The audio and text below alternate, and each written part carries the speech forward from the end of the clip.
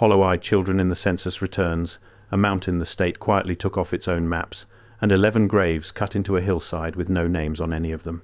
The Threlkeld clan of Burial Ridge was called the most feared family in the Smokies for the better part of a century.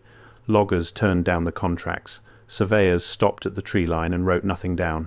Today, almost nobody has heard the name at all. However, that silence was never an accident, and the reason for it runs a lot deeper than one family living in one hollow. And before we go further, I need to pause for a second, because what I'm about to tell you gets significantly darker. And I realized a while ago that some of this cannot be fully explained in a video format. The complete reconstruction of the Burial Ridge survey record that was pulled from the Sevier County Archive, the 1,897 plat showing the terraced stonework, the interior measurements taken at the sealed chamber under the north face, the names and dates of the 11 men who signed the order to erase it, I put it all into a written document. It's linked below and the QR code is on your screen. Now let's continue. To understand what happened on that ridge, you have to go back further than the Threlkelds themselves. The first written mention of the place comes from a Moravian missionary travelling the Little Pigeon watershed in 1799. He was mapping settlements for his church and noted a landform east of the river that he described as terraced, regular, and worked by hand. He wrote that the guides with him would not walk onto it. The older name they used for the place translated to something close to the ground that was stacked. He estimated the terraces ran for most of a mile. That is worth sitting with. In 1799, before any of this had a name in English, the people who had lived in that watershed the longest already treated the ridge as somewhere you do not go, not sacred, not haunted. The word the missionary reached for in his own language was closer to forbidden, and he noted that his guides could not tell him who had forbidden it, or when. 10 years later, a man named Amos Threlkeld filed a land grant on that exact parcel. Here is the first thing that does not add up. The Threlkelds never claimed to have built anything on that ridge. Not the terraces, not the retaining walls, not the drainage cuts that still carry water off the north face after 2 centuries of neglect. Every account we have, including the ones written by people who despised the family, has them arriving at a ridge that was already shaped. They cleared brush off it. They repaired what had fallen in. But the stonework was there when they got there, and not one of them ever pretended otherwise. By the 1840s, the clan had grown to around 60 people spread across 4 cabins, a mill, and a smokehouse built into the hillside itself. They farmed the lower terraces. They traded down in Sevierville twice a year, always the same 2 men, always in daylight, always gone before dark. They paid their taxes in coin when everyone around them was paying in hides and corn, which is a detail people noticed at the time and nobody could ever explain. There is one more thing about those cabins. When a University of Tennessee field team examined the foundations much later, they found the lower courses of every structure built from the same non-local stone as the terraces above them, cut with the same tooling marks. The Threlkelds had not quarried anything.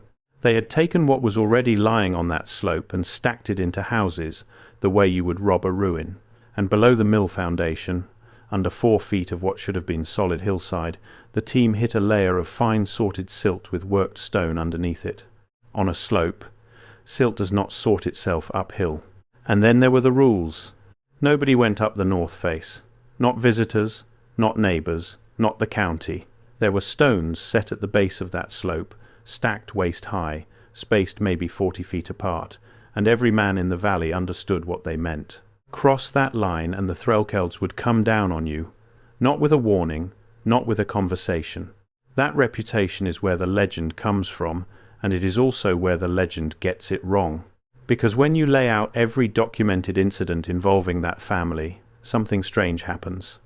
The 1,851 beating of a timber cruiser, the 1,863 disappearance of 2 Confederate foragers, the 1,877 shooting that put Ellis Rankin in the ground, the 1,889 confrontation with a survey crew out of Knoxville. 4 incidents, 4 decades, and all 4 of them happened in the same place. The north approach, every one.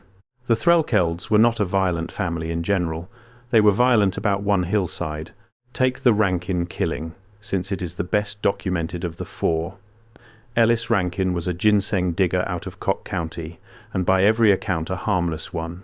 He was shot in September of 1877, 200 yards up the north approach, at night, carrying a lantern and a mattock.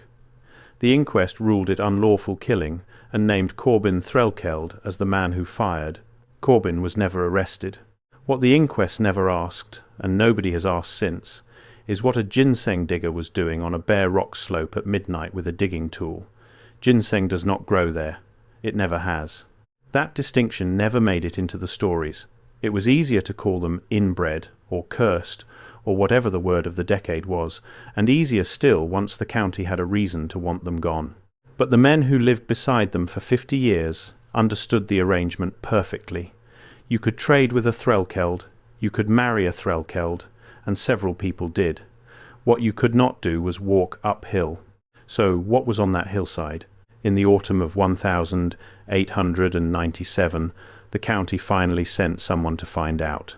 His name was Elias Whitmore, and he was a licensed surveyor working a boundary dispute between two timber companies, which gave him a legal reason to be on the parcel that the Threlkelds could not shoot their way out of. He spent 9 days on Burial Ridge. He filed a plat, and he filed field notes, and the two documents do not describe the same place. The plat is ordinary. Boundary lines, elevations, watercourses, the sort of thing a county clerk files and forgets. The field notes are something else entirely. Whitmore recorded 22 terraces on the north face, each retained by dry-laid stone, each course fitted without mortar and set so tightly he could not work a knife blade between them. He measured drainage channels cut into bedrock at a consistent angle, running the length of the slope, still functioning. He noted that the stone was not local, and roughly 2/3 of the way up, behind a collapse of soil and rubble he described as deliberate backfill rather than natural slide, he found dressed stone forming what he called a sealed opening. He measured it, 8 feet across, arched, with a lintel he estimated at 4 tons.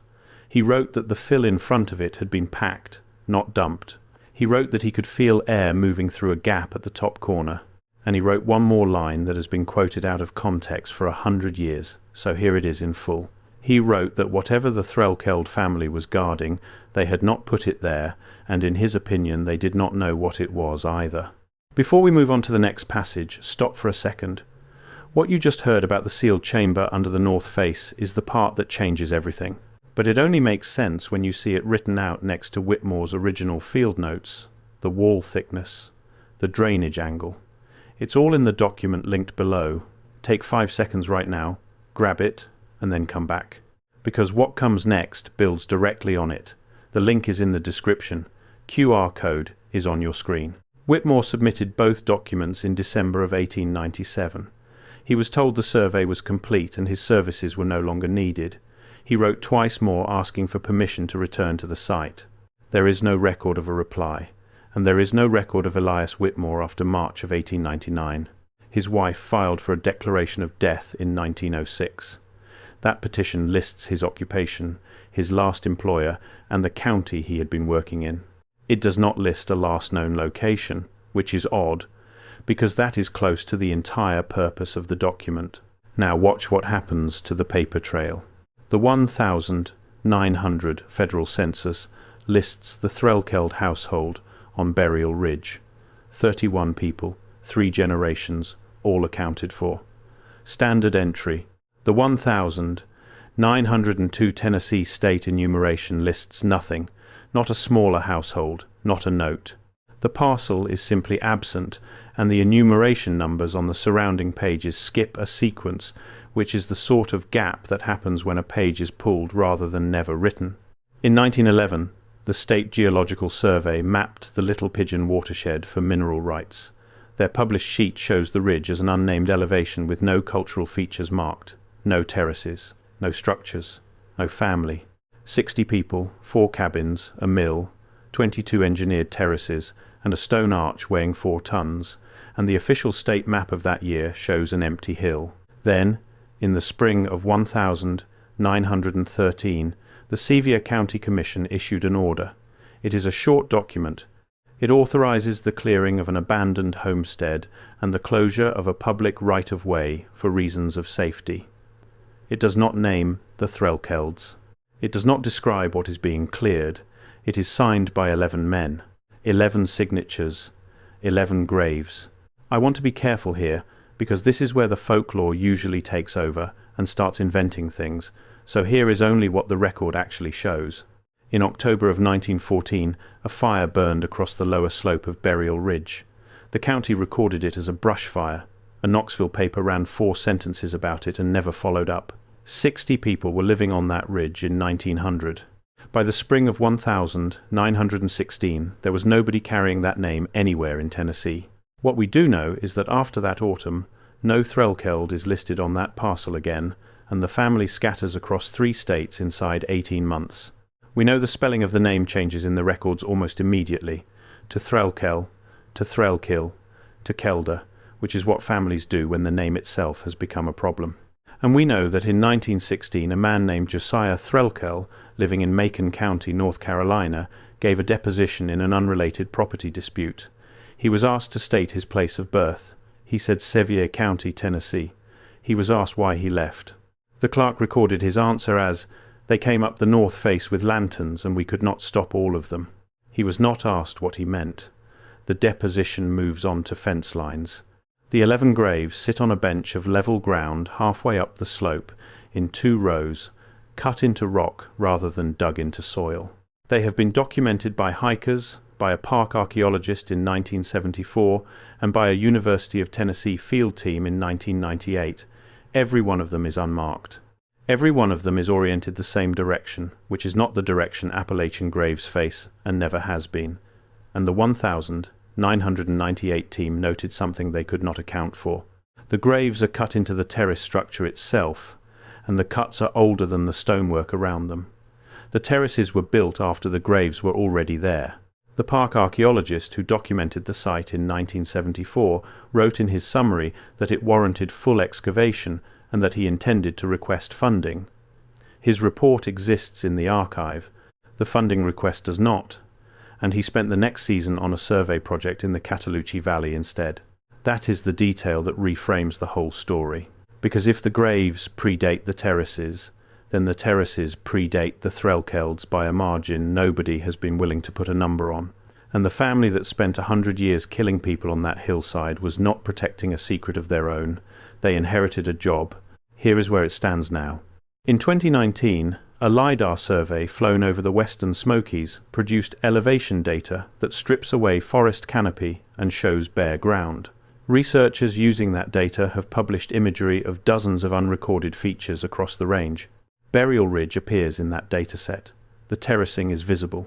It is continuous, it is geometric, and it extends considerably further along the slope than Whitmore measured in 1897, because Whitmore only surveyed the parcel he was paid to survey. There is one more thing in that dataset that has not gotten much attention. The lowest terraces on the slope do not stop. They continue downward, still holding their line, still evenly spaced, and then they disappear under the valley floor beneath something between 8 and 12 feet of deposited material. Nobody has offered a mechanism for how that much sediment ends up on top of engineered stonework partway up a mountain. The published descriptions call it colluvial infill and move on.